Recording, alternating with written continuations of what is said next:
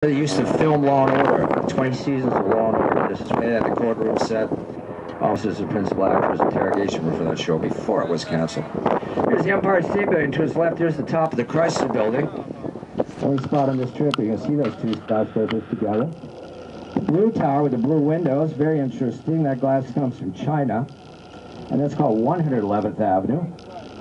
And there are deals to be had on Manhattan Island. The top floor penthouse for that building was just sold about 2 months ago at a 30% discount for $13.5 million. And then we have a driving range with a netting around it. If you want to be the next Tiger Woods, Phil Mickelson, Angel Cabrera, that's open until midnight today.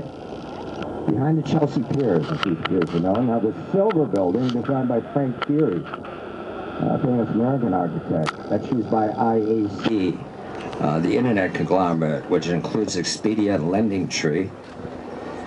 Been neglecting New Jersey. Back on your right side is Hoboken, New Jersey. Frank Sinatra was brought up over here. You know, that famous singer, Oh Blue Eyes. That's Stevens Tech on the bluff on your right.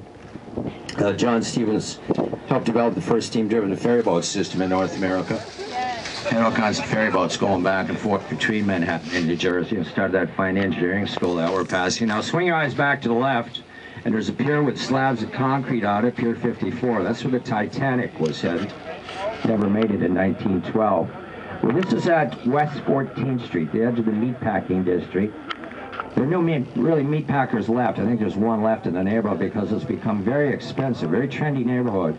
A building with the green windows, for example, that's a very trendy standard hotel, small rooms, great views. That hotel straddles a small part of the High Line Park, which I'm sure a lot of you have heard about. This is elevated railroad tracks, which had been abandoned, and we made part of it into a park, 25 feet above street level. In fact, one of the entrances is right by the Standard Hotel at 10th Avenue and 13th Street. A lot of great restaurants are in the neighborhood. Budokan, Spice Market, Pastiche, Scarpetta, Apple Computer Store is there. The Food Network has their headquarters in a building called the Chelsea Market Building. Some of you want to visit that building in the coming days at 15th Street and 9th Avenue. A little bit more in that neighborhood when we come back this way, because here's a neighborhood that's much more residential. It's called the West Village. It's a very charming neighborhood, especially away from the waterfront. Single-family homes are here, for example, which are very, very expensive.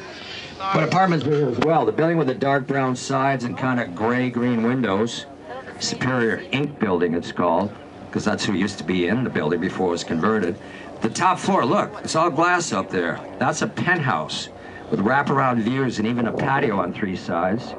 That was just bought about 3 months ago by the guy that owns the Houston Rockets basketball team for $33.5 million. But we also have townhouses here, single-family homes, very rare in Manhattan. Celebrities like that lifestyle.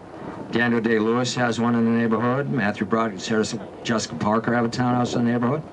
Daily Show fans, Jon Stewart. He's got a condominium over here.